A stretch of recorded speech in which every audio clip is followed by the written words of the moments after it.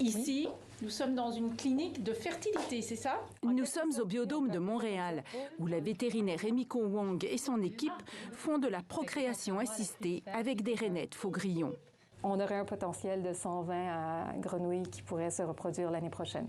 Car cette minuscule grenouille, qui était abondante dans le sud du Québec il y a 50 ans, vient d'être mise sur la liste des espèces menacées par le gouvernement du Québec. Nous, on la considère au niveau scientifique comme étant une espèce qui est hautement menacée par le développement et par les changements climatiques. Depuis les 18 dernières années, il y avait environ 50 des populations qui avaient disparu des sites qui étaient connus comme hébergeant la rainette faux-grillon. Plusieurs menaces pèsent sur cette grenouille qui se reproduit dès les prémices du printemps, dans les étangs nés de la fonte des neiges. La principale, c'est la perte de son habitat. Déjà au début des années 2000, pour obtenir le statut de vulnérable, on considérait que 90 de son habitat avait été détruit.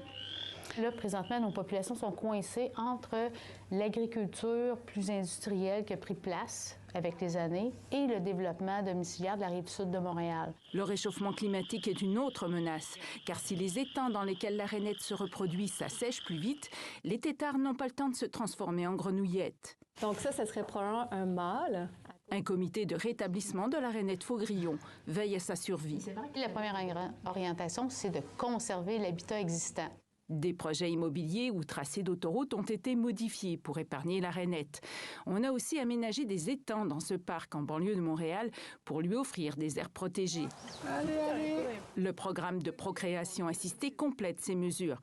Depuis 2016, plus de 1000 grenouilles nées en captivité ont été relâchées. Le nombre élevé de grenouillettes qui vont être en quelque part nées en captivité vont pouvoir aider les populations et les métapopulations en milieu naturel. Malgré tout, la survie de la rainette faux-grillon est loin d'être assurée.